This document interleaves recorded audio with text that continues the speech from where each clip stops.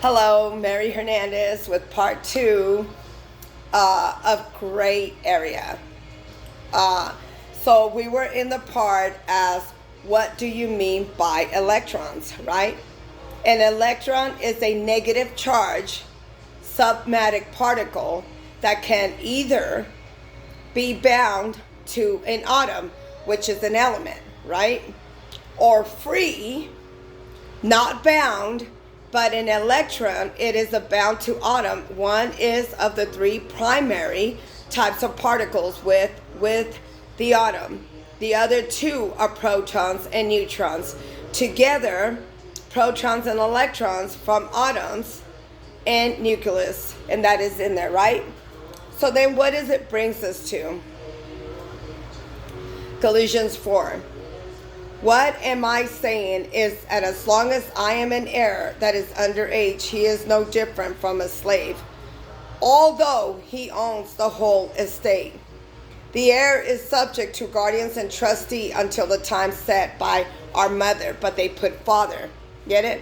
All that is going to have an ending, brothers and sisters. It's in there, right? We were under Hagar, the elements, and you read all Galatians 4, under the elements of the world. She was really to bow down at anything, at the beast system. Oh, you're God, I'll say you're God. Your father, okay, I'll say your father. The God of this, the God of that. Easy peasy, just like her, right? To give you a lie. But the truth is what's going to set you free. You got the negative charge and you got the positive charge, right? It's the spiritually awakening with the truth.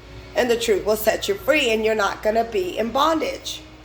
Okay, so that the heir is subject to guardians and trustee until the time set by her mother, but they put his because they're full of he. So also when we were underage, that we were under slavery, under the elements and the spiritual forces of the world. In it? So this is where we were under the elements and the tutors of the world, because we were under like he, father, the God of this, the God of Mercury, the God of Venus, the God of... These wicked people knew that, brothers and sisters. But these wicked people were willing to do whatever. You want to preach as God? Okay. Well, we didn't have the understanding. They was like, all right, I will. We didn't bow down to that beast, and we didn't play harlot, because that's what harlot means. That you were willing to do whatever. If you want me to say your God, you want me to say your father, high priest, no priest, hey, let's do it. You know.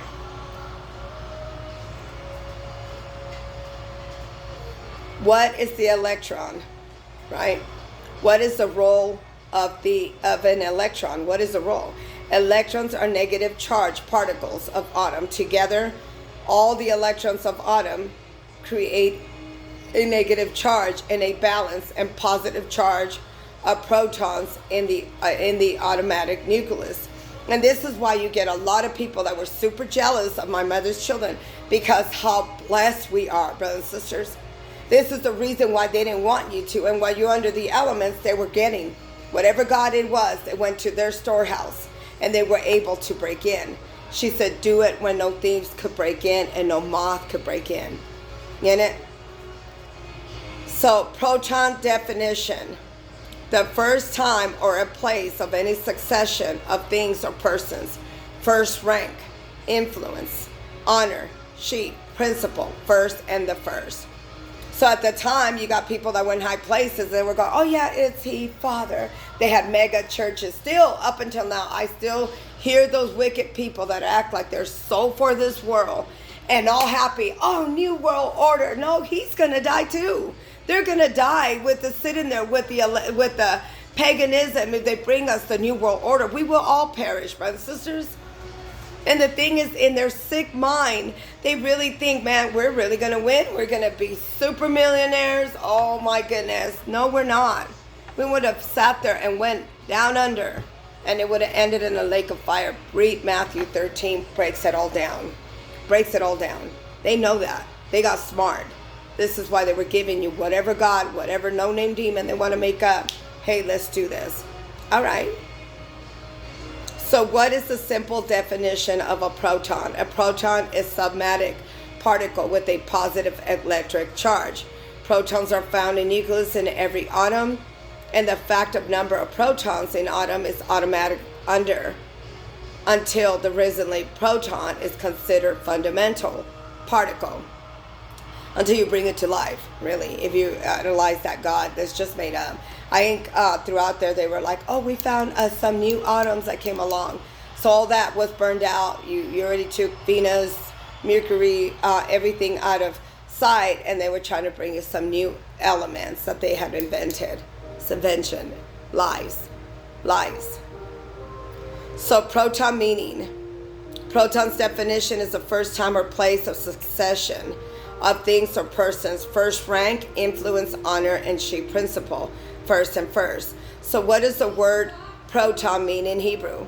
Proton is the first time or a place, any succession of things or person or first rank. Are you a proton believer? In 1 Corinthians 1, it means first in time, a place in order of importance. God desires a proton people, characteristic to set them apart. So people that were willing, like I was telling you, people that were willing to preach an element, a no-name demon. So the no-name demon calls himself God, that he's not. He set them apart and said, okay, well, you know what? You're going to preach me as God. Let's do it. And for some of us that were reading off of the Bible, we weren't at the idol feet. We weren't building no altars for them. We weren't, but we were reading the Bible. Hadn't gotten the understanding of the Bible. I was there. Oh, Yahweh. Oh, Jehovah. Oh, Abba. Oh, whoa. So what was I doing? I was building their empire. And not the truth. Not the Ark of the Covenant of the God of the living. How would you know that if we don't even know that God was a woman? And it's all throughout the Bible. You're doing Mark 7:7. You worship me with your mouth, but your heart is far from me, because you do it with the doctrines and the commandments of men. Over and over, you hear that over and over again. And in Acts 7, Bible verse 10 and 11, Jesus is the stone that the builders rejected, that became the head of the cornerstone. There is no salvation in any other name was given to anybody under or no mankind which we must be saved. And they don't tell you that. A lamb is a daughter. It wasn't a man. It wasn't no father. It wasn't no son. Get it? It's just wicked people to keep us in bondage. And they were made rulers over us. Stealing from you is really the proper way to say it. So 1 Corinthians 1:12.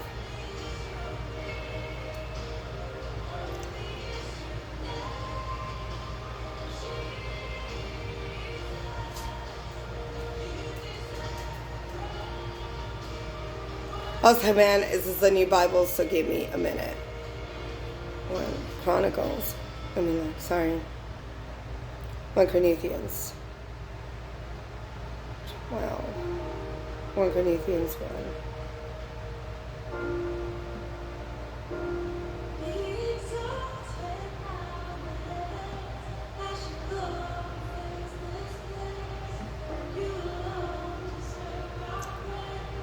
It says in 1 Corinthians 1, and it has Bible verse 12 to 28.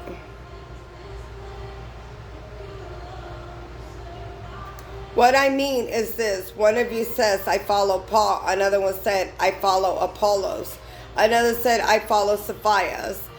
Still another one said, I follow Christ. Is Christ divided? Was Paul crucified for you? Were you baptized in the name of Paul? I thank God that I did not baptize any of you except Cyprus and Gaius. So no one could say that you were baptized in the name. And yes, we were all baptized in the household of Stephanas. Beyond that, I don't remember I baptized anyone else. For Christ did not send me to baptize, but to preach the gospel. Not with wisdom, but with eloquence, at least a cross in Christ, and emptied it as power. They tell you what it is that they got sent to do. Not with wisdom. I'm not going to give you no wisdom, but I'm going to preach to them whatever it is that they sending me to do. I'm going to do that. It tells you. It's all in there. Now,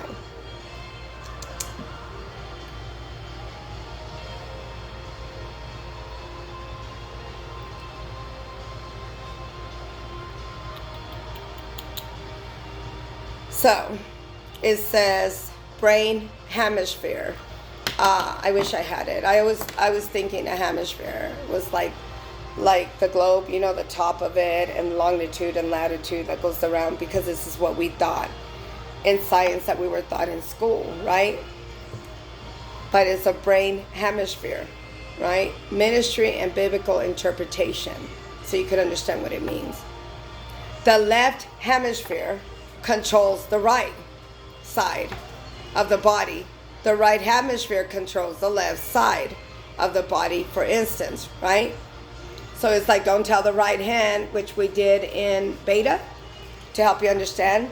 Like, you know, the right hand, the right side of the brain already mastered it. They already got it, man. We got this. It is down. It's unlocked. Then we got the left that is still asleep, and then you got somebody, and for whatever reason, it took me a minute to get the understanding. Hey, I was there. It took me a minute, and I'm reading and I'm meditating, I'm studying, and I'm like night watches, early watches, and I'm like, God, help me see it. Like, help me see it. What is it that you want me to see? I'm reading it. And then all of a sudden, it was like a revelation after revelation. I was there. I preached Jehovah. I preached Abba. I was there, you know. I was like, man, I get it, you know. And why am I still the same? Why is it that I haven't evolved? Why is it haven't not brought everything to pass? What is it? I haven't delivered. I am anointed to deliver your children, to bring her children through, to birth her children through. I'm birthing a whole nation. That is in Psalms 83, without a doubt. For the line of the living, we win. And when I tell you that, brothers and sisters, is because I was anointed for this. My mother's children, we didn't even have the inheritance. We didn't even have the land. Get it? You had creatures that were coming in. The true creatures coming in and exalting themselves as God, as king, and then whatever woman, oh yeah, he's God, okay, you know? And then kings of the world, kings of the earth, you know, lifting themselves up as God too, and then not, but, you know, I don't know what should I say. Brain hemisphere ministry and biblical interpretation, right? David Phillips wrote this. The left hemisphere controls the right side. The body, and the right hemisphere controls the left side of the body, for instance, right? So what, does God have gray area? No, there is no gray areas from God's point of view, but neither shall they be any gray areas from our point of view. But they are, however, issues that are not moral issues. Okay, so what does that mean? Are they gray areas with God? Gray matter and the soul. Okay, it is said that the soul is sit on emotions, intellect, and it will, but the brain involved on each of these functions, which is the difference between them. What does gray mean biblical?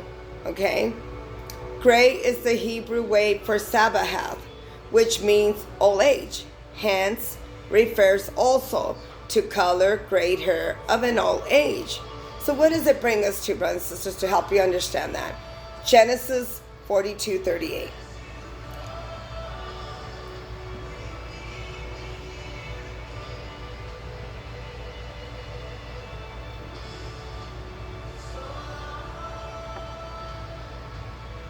But Jacob said, my son, I will not go down there with you. His brother is dead, and he's the only one left.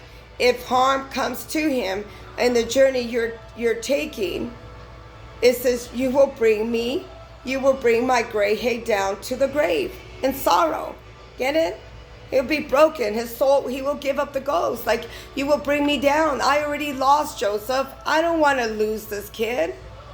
I don't want to lose him. If you take him, then that's it. You're just taking me down to the grave. I'm going to give up.